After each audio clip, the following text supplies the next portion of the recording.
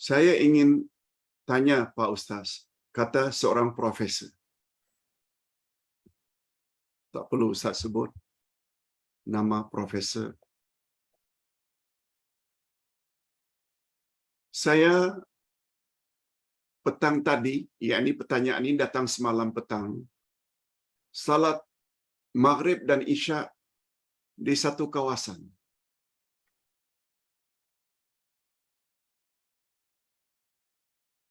Dan saya dengar imamnya baca tidak ikut urutan. Sebagaimana surah dalam Al-Quran. Alhamdulillah, profesor ini nampaknya banyak hafal Al-Quran. Rakaat pertama, Maghrib, yang imam baca surat Al-Kafirun, yaitu surah 109. Nah, pada rakaat kedua Maghrib pula, setelah Al-Fatihah, dia baca surah Al-Ma'un. Ara'aital ladzi yukadzibu biddin. Itu adalah surah yang 107. Dia baca surah 109 dulu, baru 107. Biasanya setelah Al-Kafirun, kita baca surah sesudahnya. Sama ada Idza, sama ada Al-Ikhlas, itu sesudahnya. Dia baca terbalik, Pak Ustaz. Dan salat Isya pula,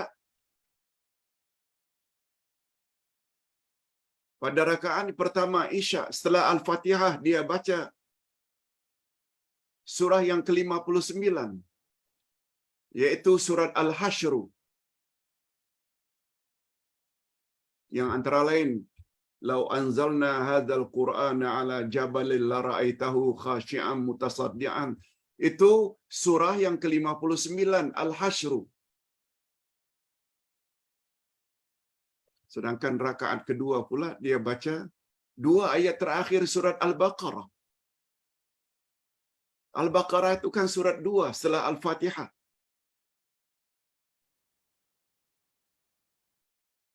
Kata profesor, apa komen Ustaz?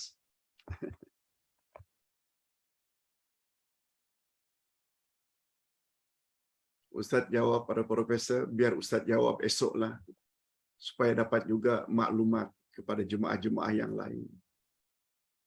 Jawabannya begini.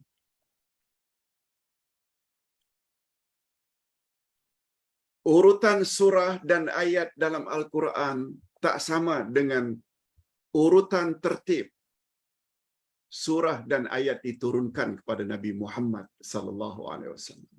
Bukan. Semua kita tahu ayat yang mula-mula turun kepada Nabi Muhammad, 5 ayat pertama dari surat Al-Alaq, Iqra bismi rabbikal ladzi khalaq, khalaqal insana min 'alaq. 5 ayat pertama surat Al-Alaq.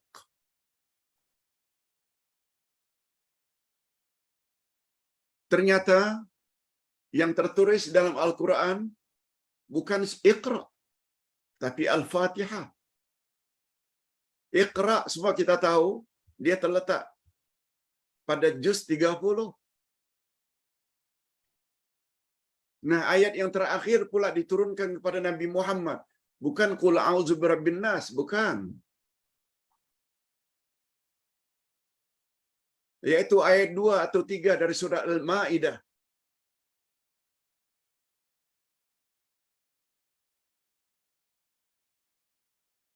Allah Subhanahu wa taala berfirman,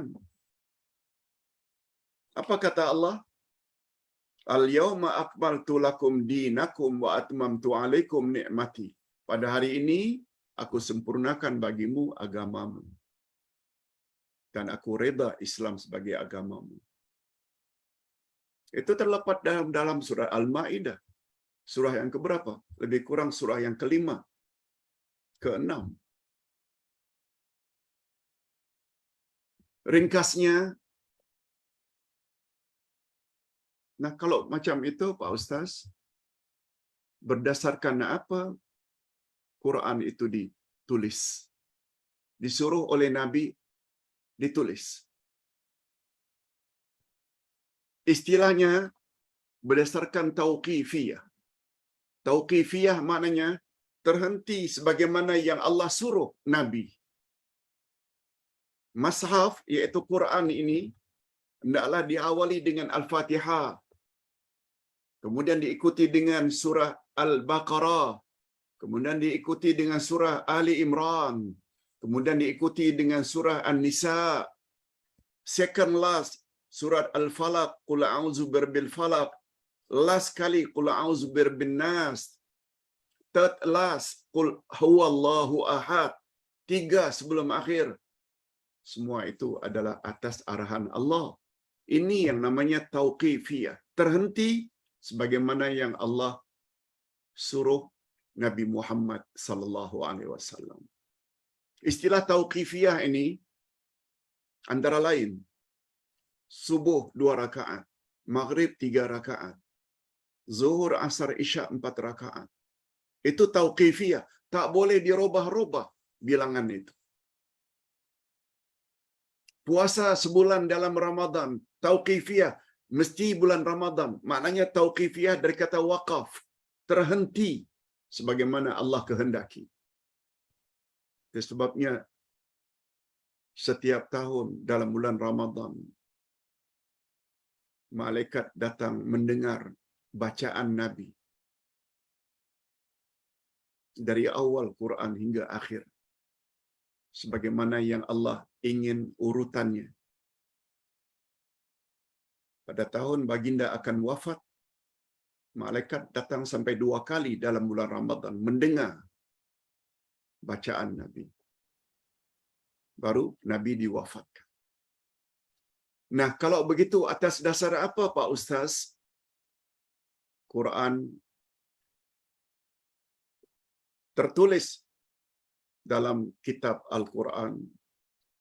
Urutannya Al-Fatihah, Bismillahirrahmanirrahim, Alhamdulillahirrahmanirrahim, Ar-Rahmanirrahim, sampai Waladdallin. Atas sebab apa? Atas sebab arahan Allah.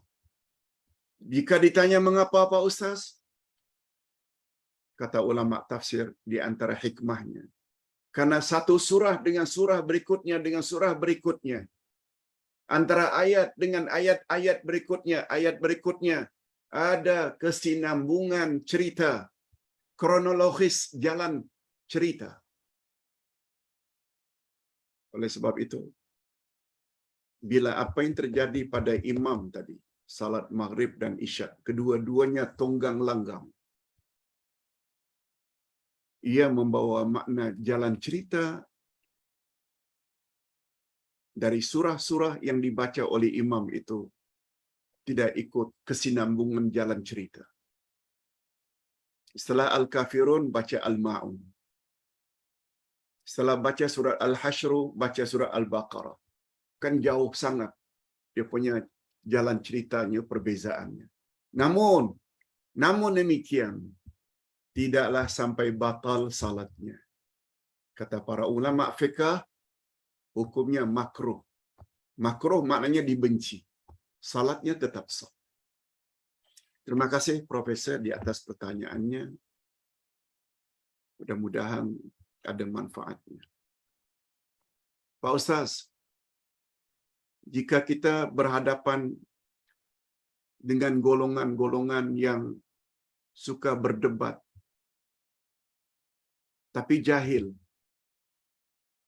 hanya sekedar dengar cakap Tuan Guru atau Ustaz, perlu tak kita layan Pak Ustaz?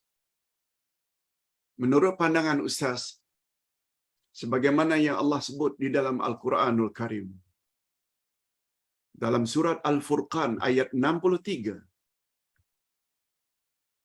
Ibadur Rahman, hamba-hamba Allah yang Maha Pengasih, di antara sifatnya, apabila mereka itu diperdebat atau dibantah oleh orang-orang yang jahil, mereka hanya jawab salam.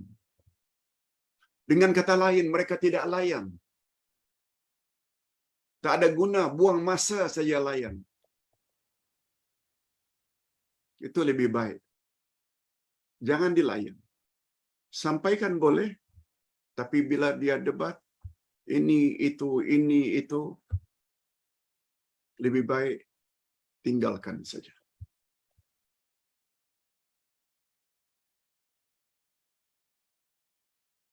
Pak Ustaz, juga pertanyaan. Ustaz ada cakap bila kita dapat nikmat, hendaklah kita baca alhamdulillahillazi bi ni'matihi tatimmus salihat.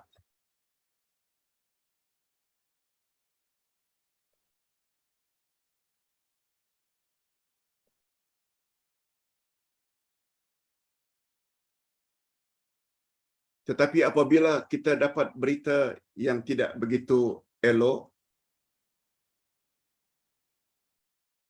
kita hendaklah sebut alhamdulillahi ala kulli hal. Alhamdulillahi ala kulli hal.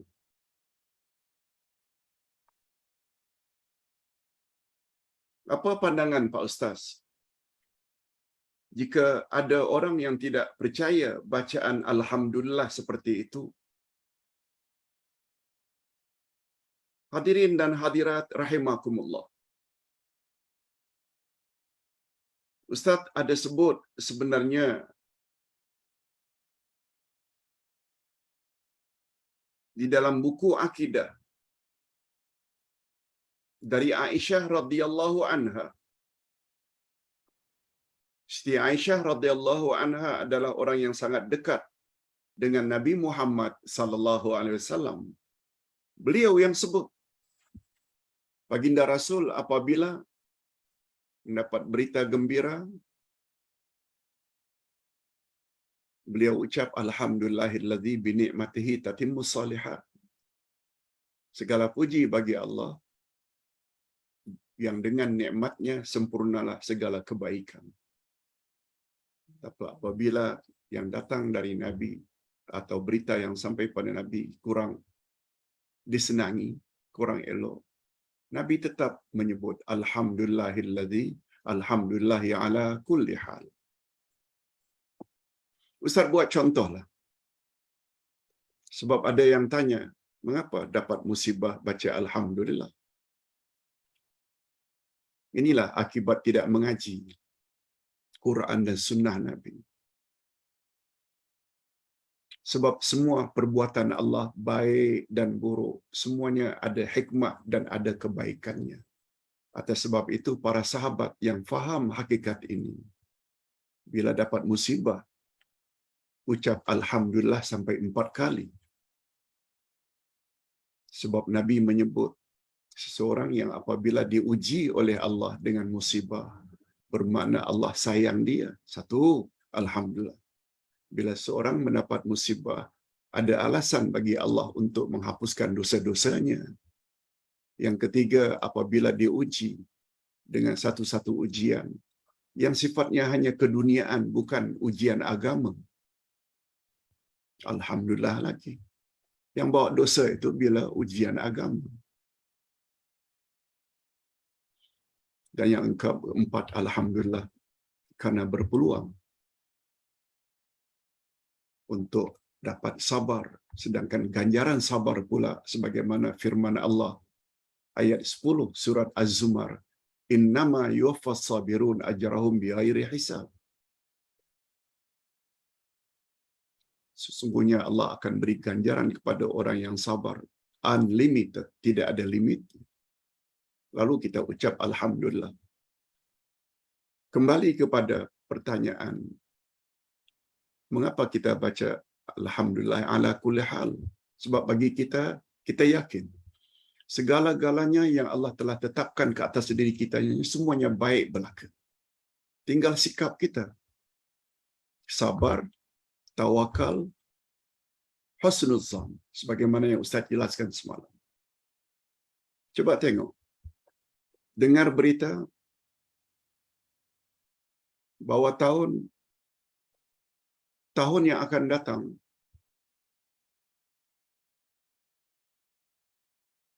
dunia akan semakin buruk keadaannya. Kebuluran banyak tempat, pemakanan semakin berkurang. Betul tak itu berita yang kurang menggembirakan? Ucap alhamdulillahi ala kulli hal. Tahun 2020 dulu, kita dilanda bulan Mac dengan COVID-19. Banyak kita tak suka, tapi kita tetap orang beriman akan ucap alhamdulillah. Apa hikmahnya? Karena COVID-19 lah adanya kelas online seperti ini.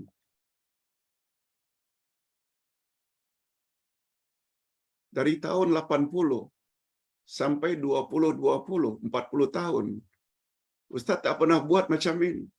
Yang ini dalam COVID-19. Ustaz hanya boleh mengajar orang Lembah Kelang, Kuala Lumpur, Selang. Sesekali datang ke negeri-negeri lain. Tapi dengan adanya COVID-19, ada kelas online. Tak perlu ucap alhamdulillah ke? Kita yang selama ini tidak dapat pelajaran Al-Asma'ul Husna, dapat belajar. Tak dapat belajar tafsir, dapat belajar. Tak dapat belajar selama ini akidah. Tamat sampai 3 jilid buku akidah Ahlussunnah wal Jamaah. Alhamdulillah. Ini makna alhamdulillah ala kulli hal. Tambah ilmu lah sedikit. Jangan terus dalam kejahilan. Lalu dengan mudah membantah orang yang ikut Quran dan Sunnah. Sesat. Sifat tersebut tak banyak beza dengan sifat Yahudi. Nah, pertanyaan yang terakhir. Apa komen Ustaz? Kisah yang Allah kisahkan tentang jin. Jika mereka mendengar Al-Quran sebagaimana yang tertera dalam surat Al-Jin ayat 1 dan 2. Allahu Akbar. Cantik pertanyaan ini. Allah Subhanahu Wa Taala dalam Al-Quran menceritakan tentang makhluk jin.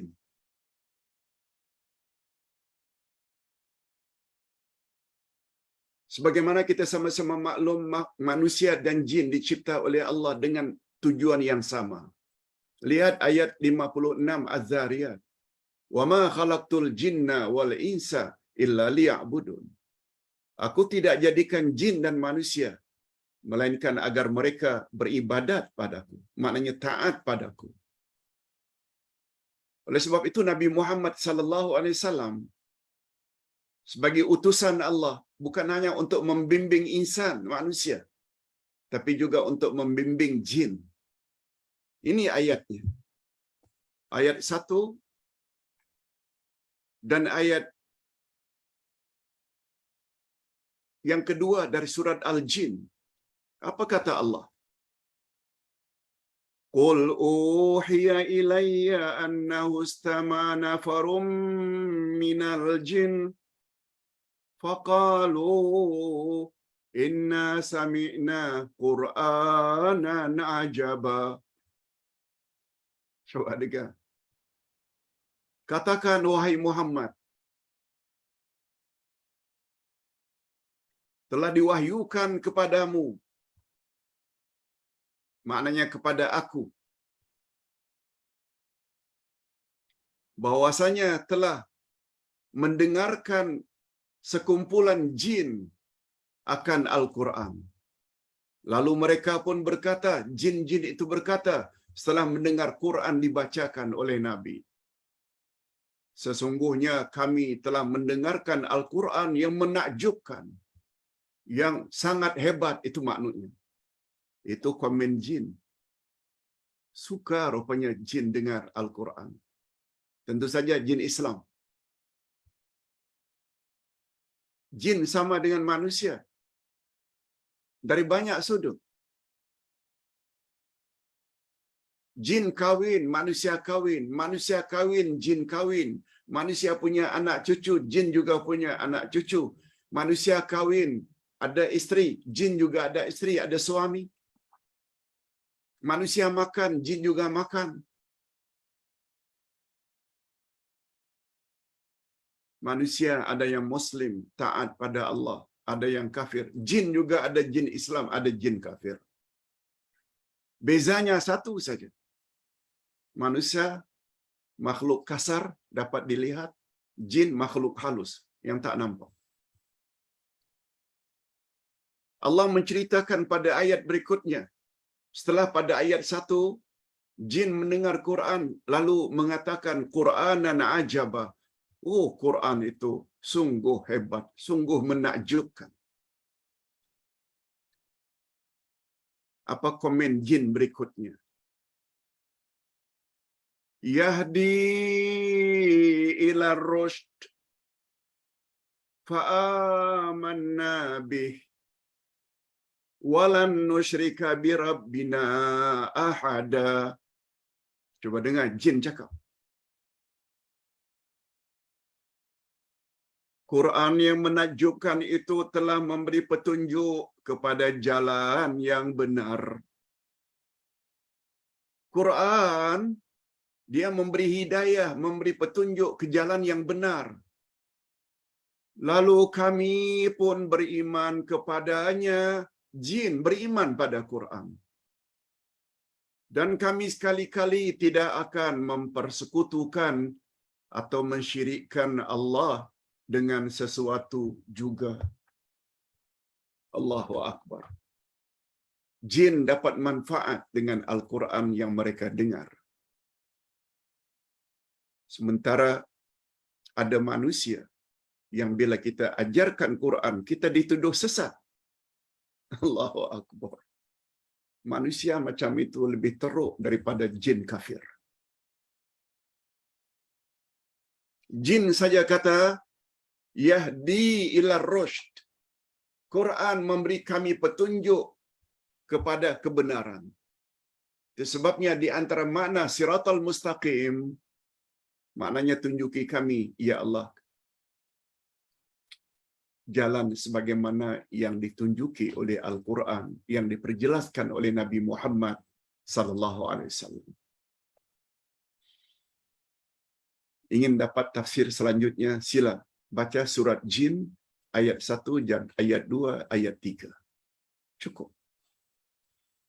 Mudah-mudahan apa yang Ustaz jawab ini dapat memberi sedikit penerangan atau penambahan ilmu